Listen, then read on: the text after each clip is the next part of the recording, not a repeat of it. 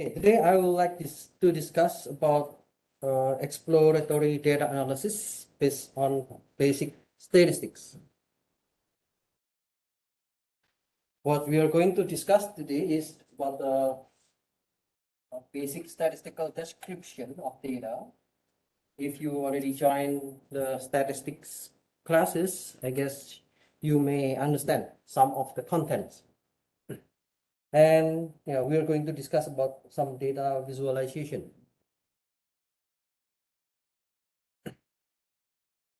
What is the motivation to understand about the basic statistical description? We need to understand about the data.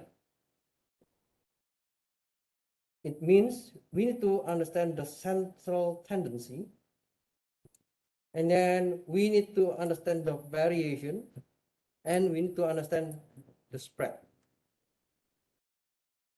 Some characteristics of data are about median, maximum, minimum, quantiles, outliers, variance, and etc.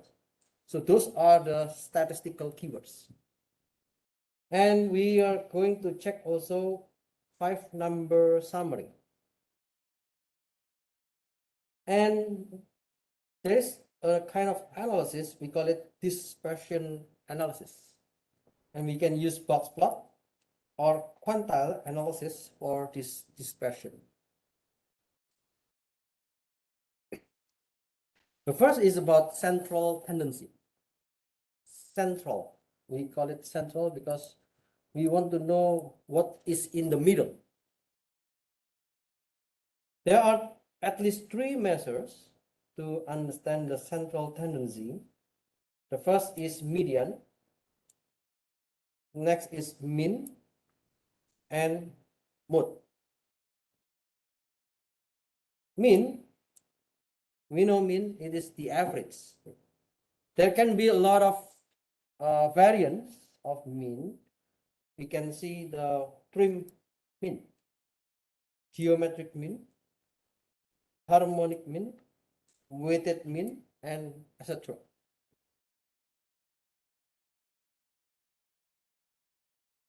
So the first, we know about the mean in the algebraic measure. It is the common measure to find the average. Let's say I have the n. Big N is the number of data. We call it, this is population. And we can measure the mean or the average by summing all of the data, and we divide with the number of the data. We call this is mu. So it is the population from the whole data. The sample size, usually it is represented with the small n. We can also measure the mean with the same formula, but we just have a little bit different equation. In this case, we have the xi. I is starting from 1 until n. N is the number of the data, and then we will divide it with the number of the data. And the representation will be somehow like x, and then we put the bar.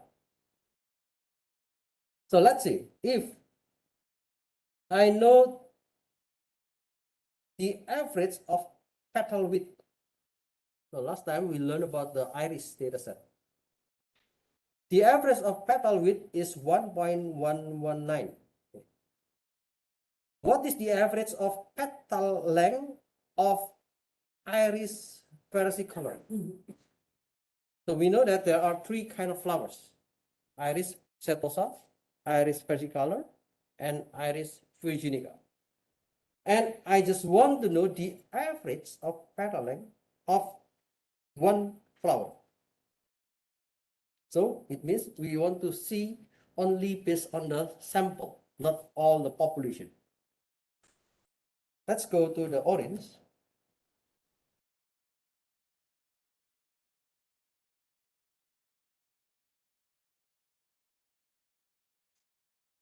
So I will use iris.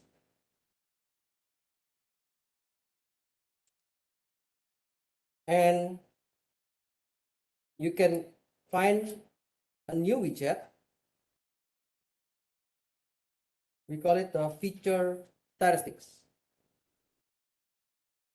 So the feature statistics is a widget to show about the statistical information of your data. In this case, we can see the distribution of the data. Like say I want to know the mean. So this is the mean of the sepal length. This is the median of the sepal length. This is the dispersion. I will not discuss this dispersion. Minimum value and the maximum value. This is the mean, this is the average from the total population, from the whole data. So how many data do we have here?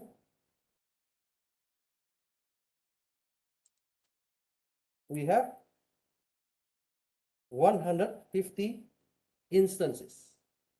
So from 150 data, or we call this is the population, the petal width, 1.199. So I write this on 1.119. Should be 1.199. This is the average from the whole population. And the whole population contains of 3 flowers. We have the, as you can see here, we have Iris setosa, we have Iris versicolor, and we have Iris virginica. Now, how if I want to check the petal length? I want to see the average of petal length of Iris versicolor. Okay. Now I would like to teach you. We can go to a new widget. We call it distributions. Okay. There is a widget distributions. And then when you click this one, okay, I can, because I click something, the fitted distribution can be known. Okay. If you go to the iris, in the left panel, there are some variables. So you can choose what variables you want to see for this distribution.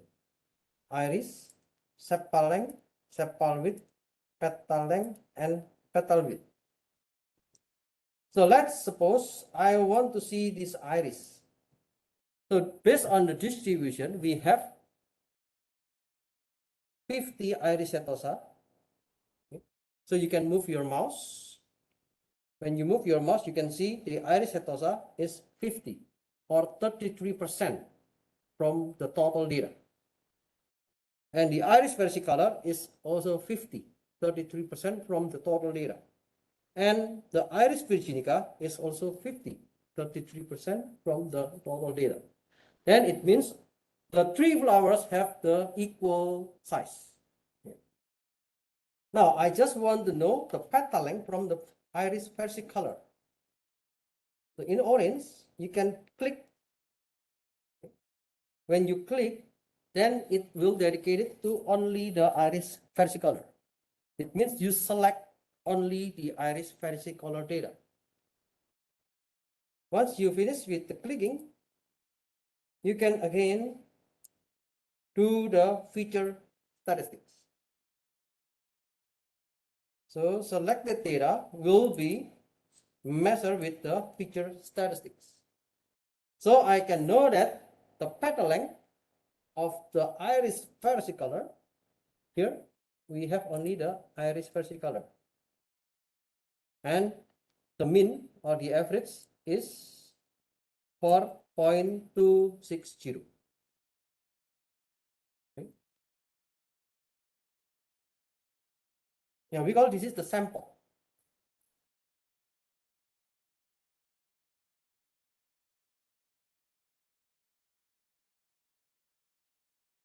We can have another kind of mean. We call it weighted arithmetic mean. Weighted. When we want to measure the mean, for every of the value x, there is a weight w. And yeah, sometimes we call it weight. Okay. Maybe in Korean it is 가정지. We have the weight to measure which one is higher or which one is lower compared to another value. For example, I have this data. This is the data about the courses. The quiz 1, the score is 81. And then it will be 5% from the total assessment in the class. Quiz 2, the score is 78 and it is 5%. Quiz 3 is the score is 93 and then it's also 5%. Exam 1, it is 85, but the weight is 20%. Okay, then it has different weight. We can measure this one by calculating the weight and the score, and at the end, yeah, we can get the weighted average as much as this one.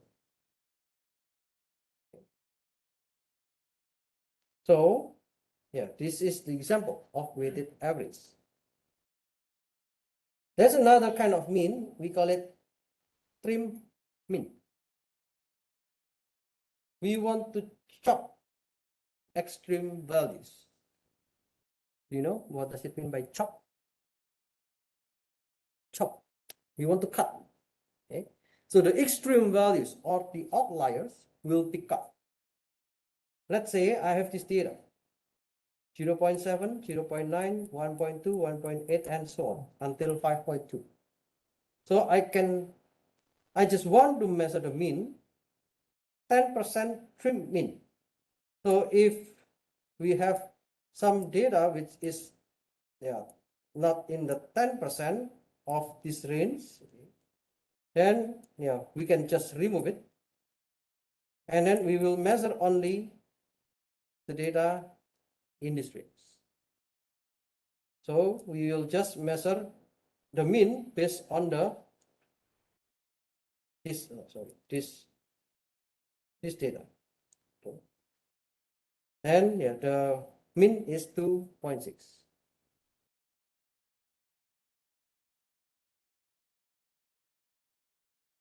There's another measure for the central tendency. We call it median.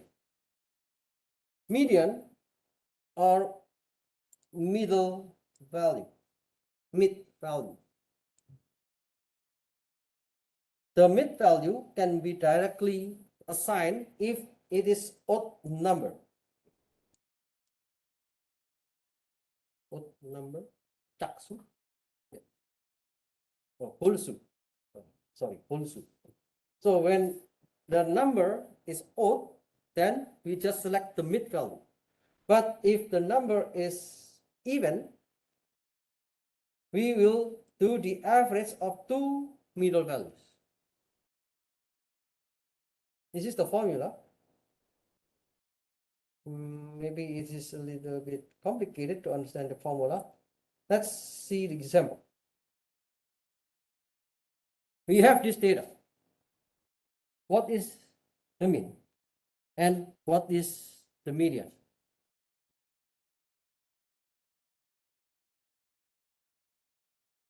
So I can just show you directly. This is the mean. 2 plus 4 plus 3 plus 5 plus 10 plus 1000 divided by the number of data, which is 6. So we can get the mean is 170.6. But what is the median? 4.5. How can we get this median?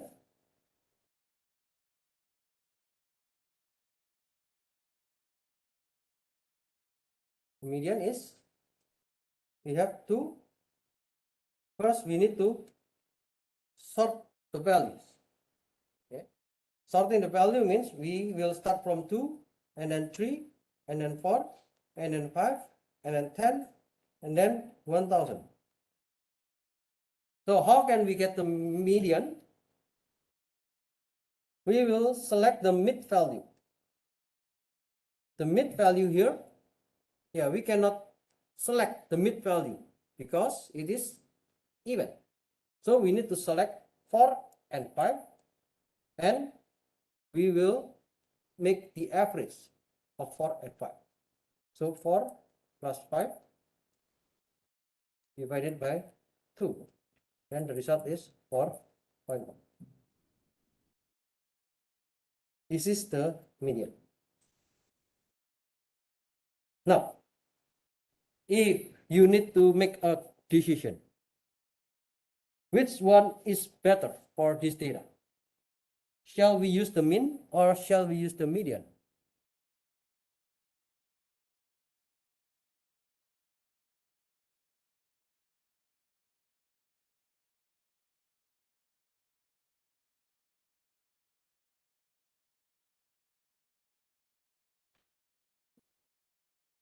Yeah.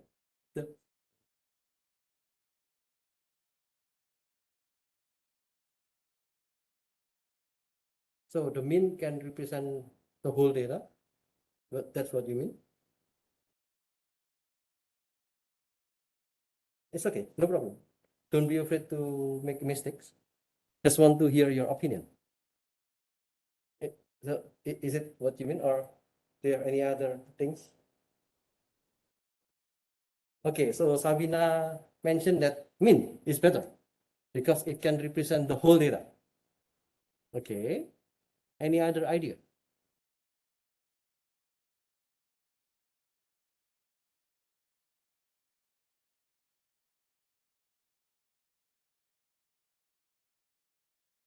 Kang Dagyong. Oh, sorry, this one. Oh, Daniel. Oh, okay, you're here.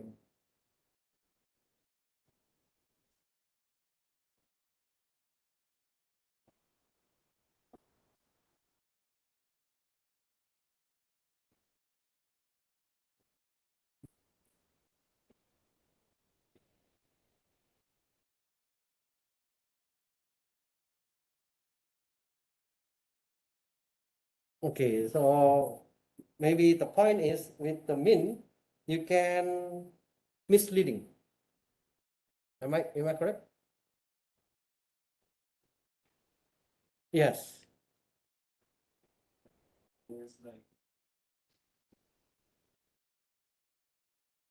There's a possibility to make a mistake. Okay, because we have this data.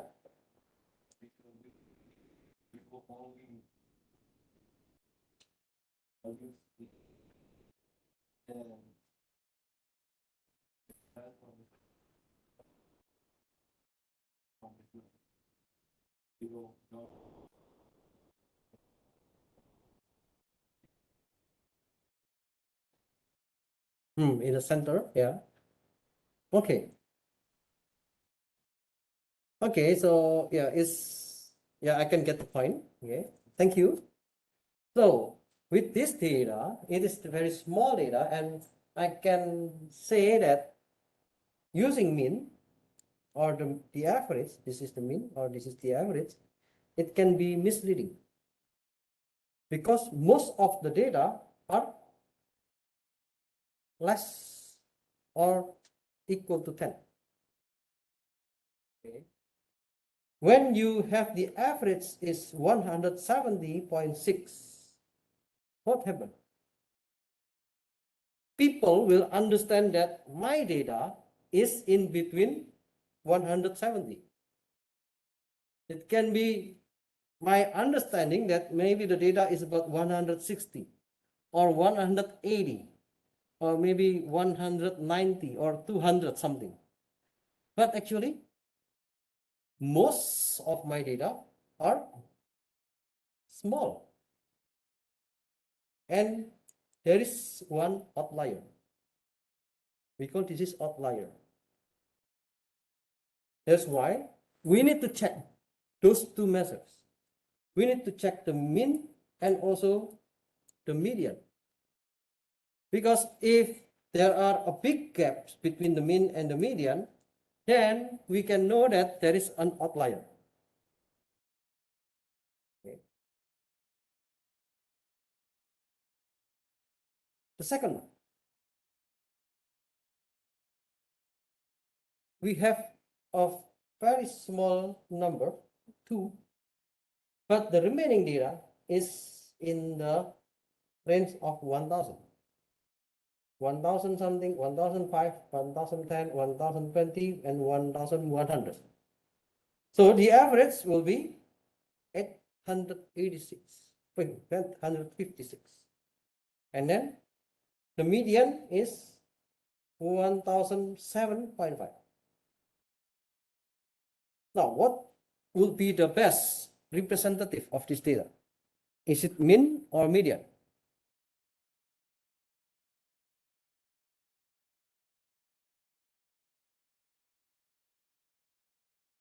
Yeah, median.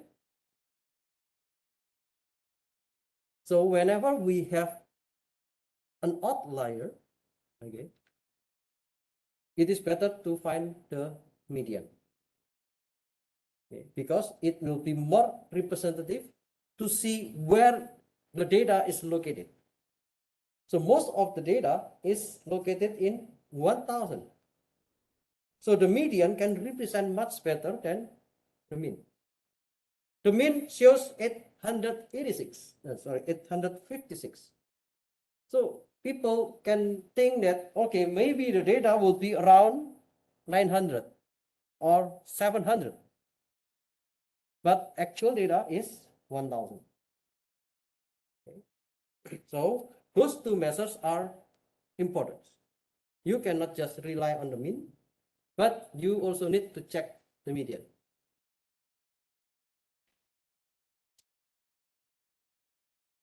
The other thing in the central tendency that you need to know is mode. Mode means value that occurs most frequently in the data. We have unimodal, bimodal, and multimodal. Unimodal means we have only one top, okay, or the most frequent data is only one. Bimodal means we have two values on the top. Okay. Multimodal, we have more than two on the top. So we call later, this is the unimodal distribution. This is bimodal distribution.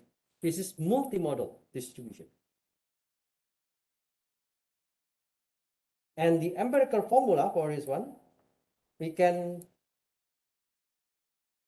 calculate by using this formula. Mean minus mode, it will be equal to 3 multiplied by mean minus median. This is empirical formula, not exactly the same, okay, but approximately.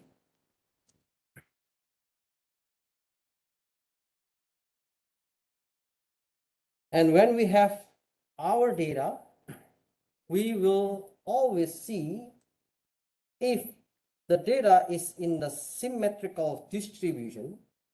It means the mean, the median, and the mode will be in the same value or almost in the same value.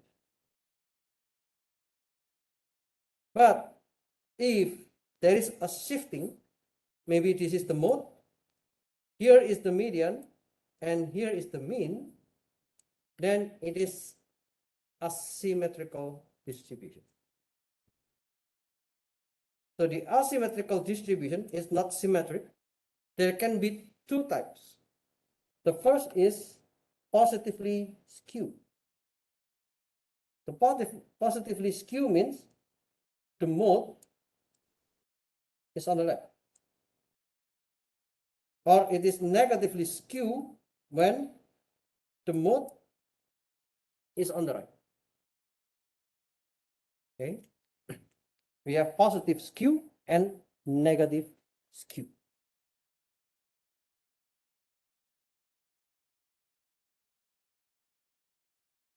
Let's see with one example.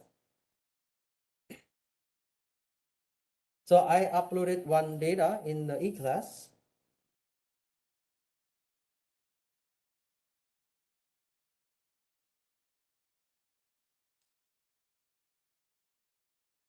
Okay, the data name is person height weight. And we have 20 instances here with 4 features.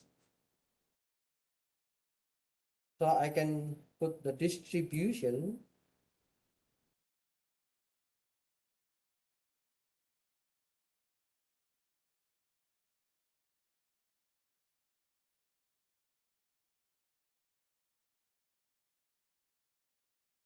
Okay, before I put the distribution, so this is the data about the height and width of 20%. We have P1, the person 1, his age is 21, the gender is male, and his weight is 152 centimeter. His weight is 52 kilogram. And so on. We have 20 people. So I would like to plot, and I want to make this graph to see the data. First is height, and the second is the weight. If I look into the height, here you can see the pin width 100. It means that the range that they want to use is 100. It will be in between 0 until 100, and then it will be in between 100 until 200. So if you put your mouse here, you will see that the height below 100, there is 1 data. And the weight that, the height which is greater than or equal to 100, there are 19 data. You can change the width. So now it is 100. So if you change to 10, then the range will be for every 10. 90 until 100. 100 until 110. 110 until 120. 120 until 130, and so on. And based on this figure, I can see that it is negatively skewed. Okay. It is negatively skewed. The most frequent data is on the right. The most frequent data is on the right. If you change to the weight, now it becomes symmetric. Okay. So the weight here is the normal distribution with the mu is 66.35. Maybe you can ask, Professor,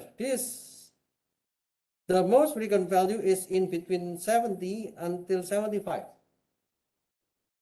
So how can we just say this is also symmetric? Yeah, I think we still have some tolerance to see that this is asymmetric. Okay? We cannot say that it should be exactly the same like this one, but if it is similar, then it is fine. And we can say that it is symmetrical distribution.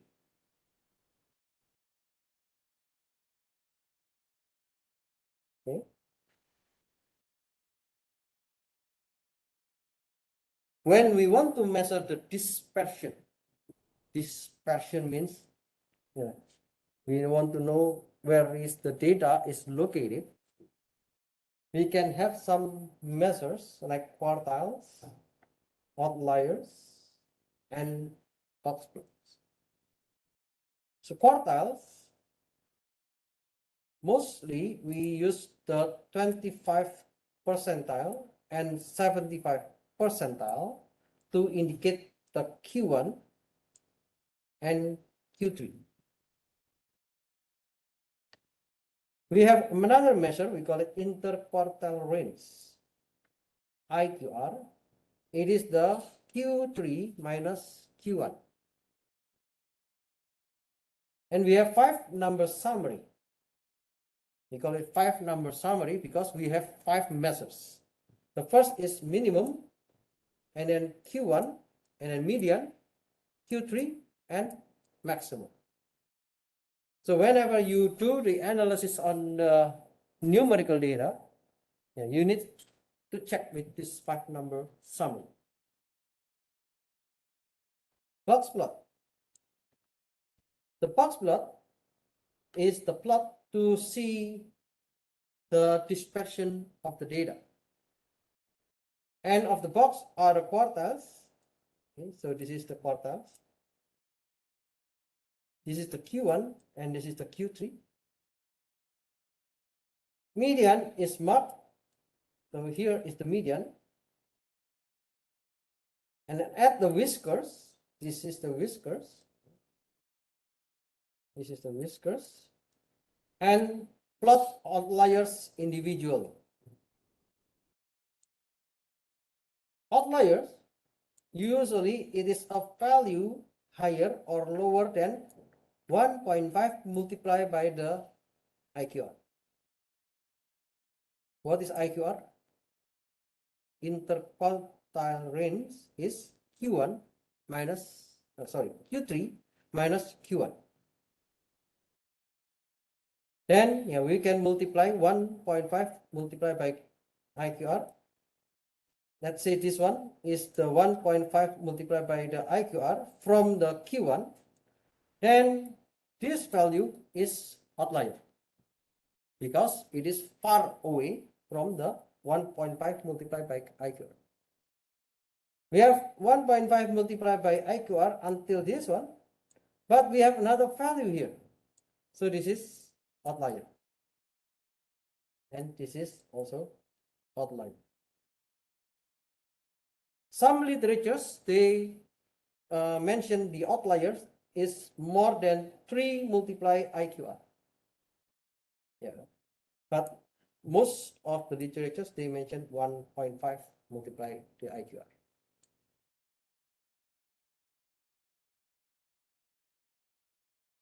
Another way to measure the dispersion of the data, we can use variance and standard deviation.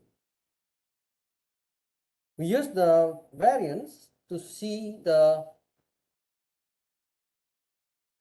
variance of the data, and usually we use this variance to represent the sample.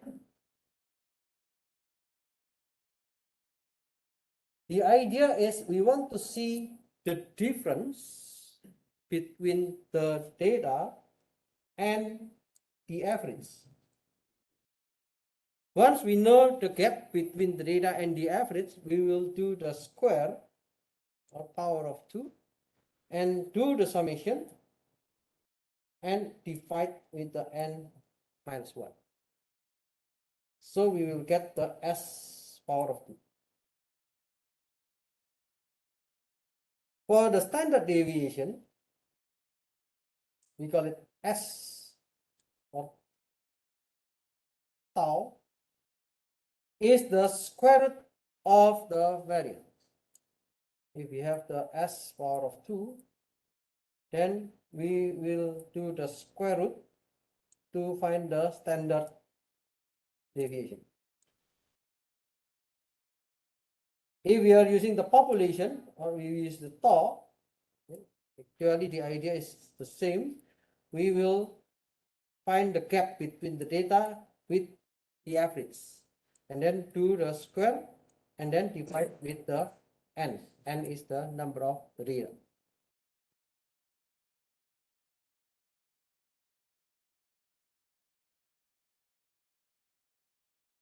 So the box plot analysis is one of the visualization tool. We want to see where is the minimum, where is the Q1, where is the median, where is the Q3, and where is the maximum. So we call this is as the 5-number summary of a distribution. We can see the data is represented with a box. That's why the name is Boxplot. And then the end of the box are the first and the third quantile. This is the first quantile, this is the third quantile. The head of the box is the IQR. So this is the IQR.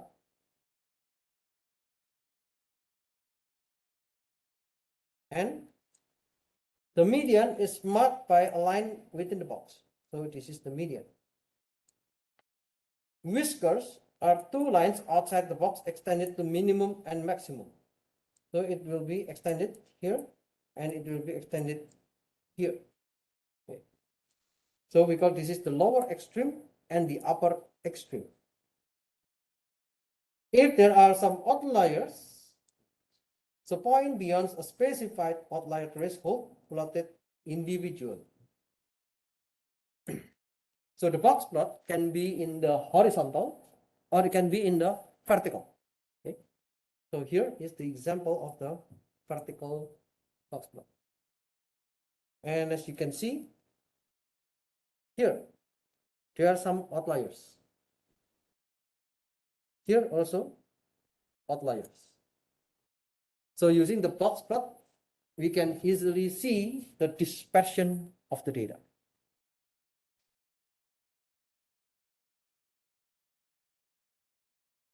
So let's see with the iris dataset.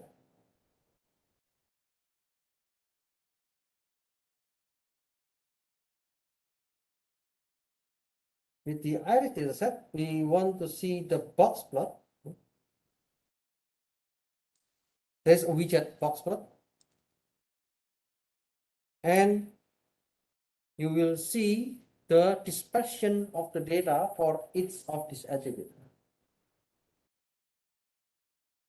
We can see from the sepal length, we can see from the sepal width, we can see for the petal length, and we can see for the petal width. And we are making in the subgroups of iris. It means I want to know the box plot for every flower. If you click this one none, then it means we have only one. So it is the box plot for the whole population. If you click iris, then we want to see the box plot for every flower. And using this one, we can easily see. Okay, the sepal width of those 3 flowers somehow is a little bit similar, or there are some intersection. Okay. The data is about 2.5 until 3.6. So some data are intersection. In the sepal length, okay, it is a little bit diverse. Petal length, okay, it is more, they have a more big gap on this one. And the petal width, yeah, we can see also the difference of the measures between the petal length and the petal width. Then if you want to distinguish the flower, it will be good to use the petal length and petal width because they have very different numbers.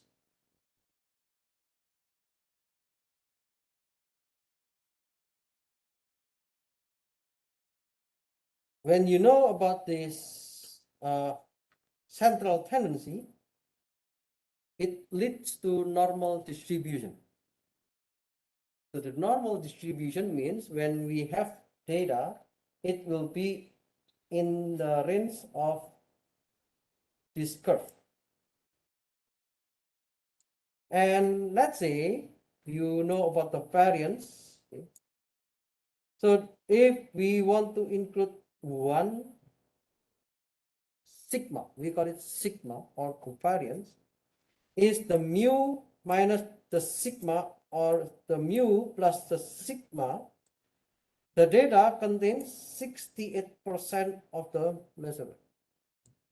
Note that the mu is the mean and sigma is the standard deviation. It is only one sigma. If it is 2, so it will be 95% of the data will be included in the analysis. If it is 3 and 3, so it is more tight. Okay, so we want to include almost all the data in which is in the measurement.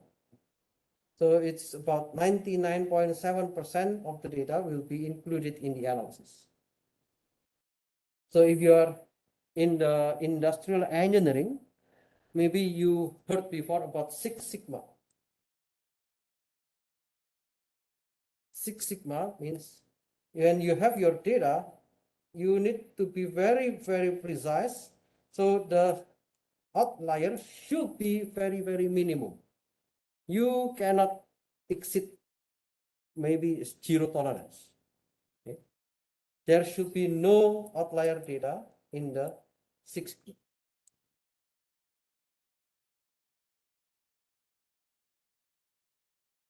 When we use the statistical description, we can also see based on the quantile plot.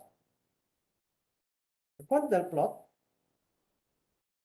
is to indicate each of the value paired with the Fi. Okay. Fi is the percentage of the data according to the percentile. We can also have the QQ plot, quantile plot.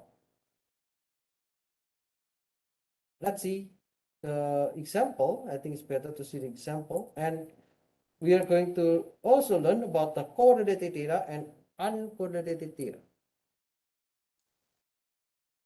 First, quantile plot. We know about the Q1, Q2, and Q3. Okay. So Q1 is 25 percentile. Q3 is 75 percentile.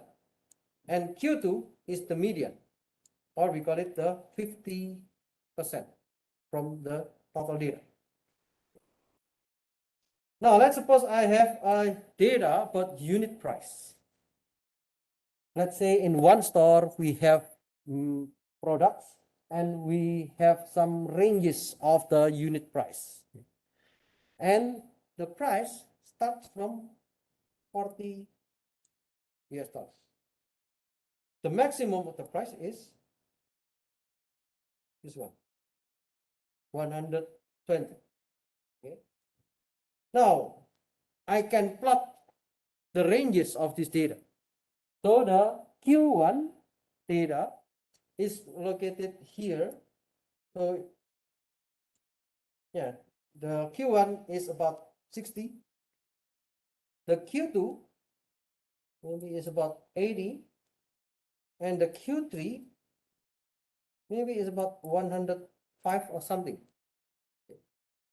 So we call this is the quantile plot.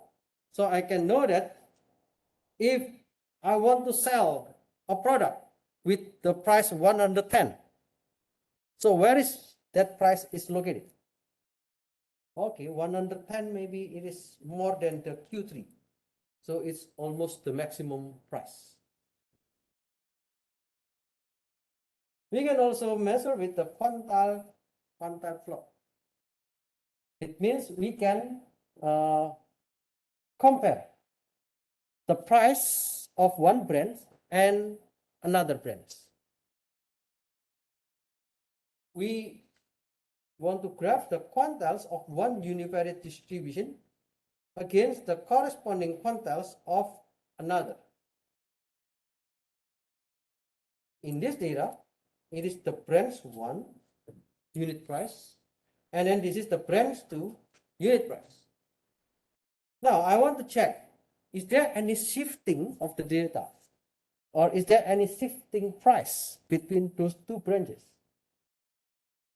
If you look at this data, the minimum is the same, this is 40, and the maximum, oh, here is 120, but in the branch 2, the maximum is about maybe 112 or 113.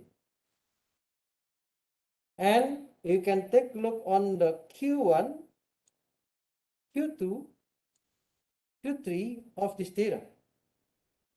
And the data is slightly higher. Okay, the data is slightly higher on the branch 2. So if your data has the same unit and you want to make comparison, you can use the QQ plot, because you can easily see the difference between maybe these two locations, or the difference between two branches, or the difference between two factories, and etc.